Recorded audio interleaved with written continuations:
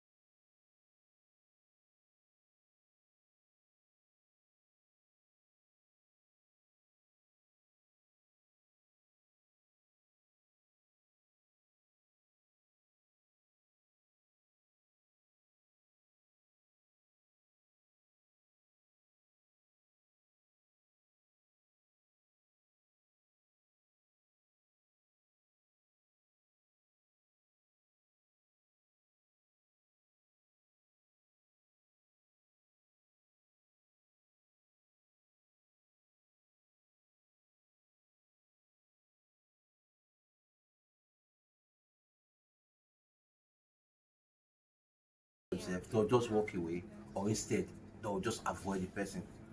But when the anger becomes excessive, that is when the person is no longer in charge of him or herself. And the trauma, as in the emotional effect, is so big.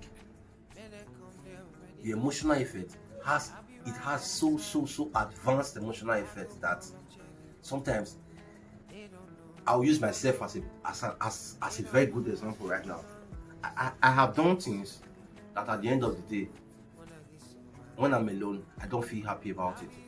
I have done things that when I lie in my bed, it's, I don't know if I'll just say, okay, let me just say regret. A regret of doing what you've done before. Then when you are not alone, because you are your real self when you are alone. You are your real self. I'll just group it like this. Some people, they have their anger being managed, especially when it's not excessive. I'm using myself as a very good example because, as I said before, I'm not talking from a perfection angle. I'm very imperfect about it. I might even be guilty about it. But there was a day. Let me just say this matter. There was a day.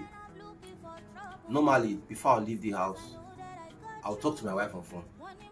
But that day, I just woke up, and because of the job I had, I just hurriedly left the house. So when I now called my wife, we now had, before then we had a little misunderstanding. Then when I was going to work, I had that grudge in my mind. So I got to a place, I was trying to organize what I'm supposed to do for that day. I found out that I was unable to find my phone anymore. I checked around, I asked persons that were close to me. I could not see my phone. Then the next thing, my wife just called me. The first thing I just told her, I said, you see now, because of my phone got lost. You understand? But on a normal ground, you see some people will just react.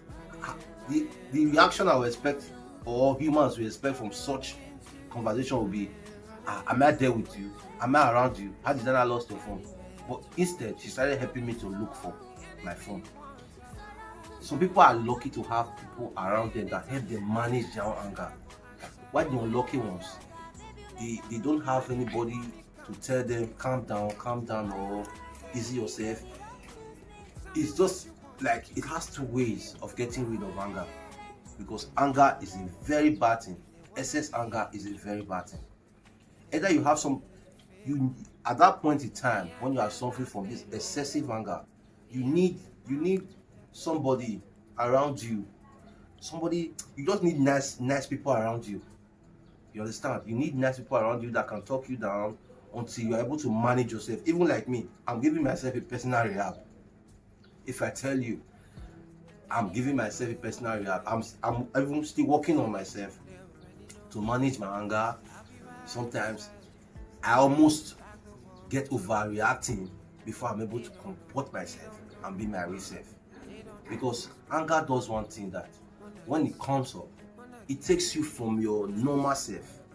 It takes away the control. That person is no longer in charge.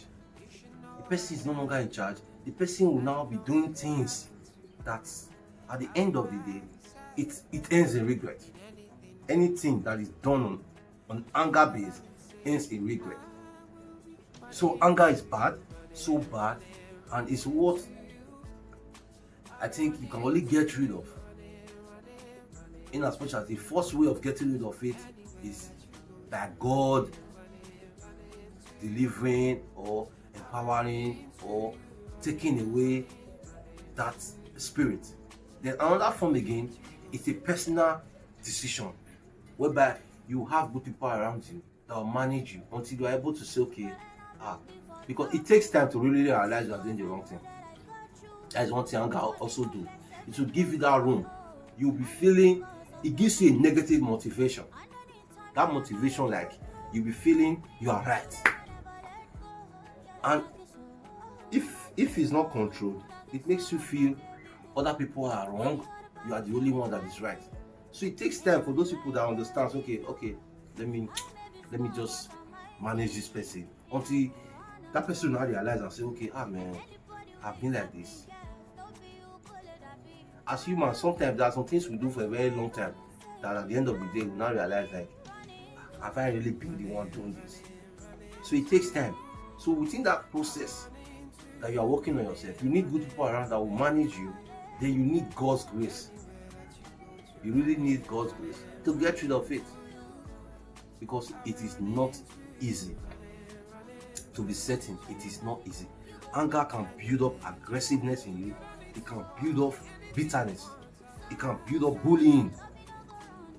As in, sometimes, if you are angry and somebody wants to like tell you a positive thing, it will not give you the endurance to hear. It will not give you the endurance to communicate properly. It will take you off. You can even shun. You can shun somebody, like you can. I don't know how to put it. Like you can talk. You usually talk people down. You can just talk somebody down. Maybe somebody is trying to put you through. Anger can make you not even learn. Anger can take you from your learning track, and it can untrack you. At a certain time, you just feel like, I'm right. Everything I'm doing is right. Nobody can correct me. Nobody can. That is what anger can do. And reactions, negative reactions, can also come up. Like when you're having a conversation with somebody that is not settling down well with you, it might lead to violence. It might lead to so many. It has the negativeness, and it has an emotional issues. The issues of being negative is so much. So anger is bad. It's so bad, and it's what we shouldn't get used to. It's what we should get rid of. So that's all I'll say for now. Thanks so much.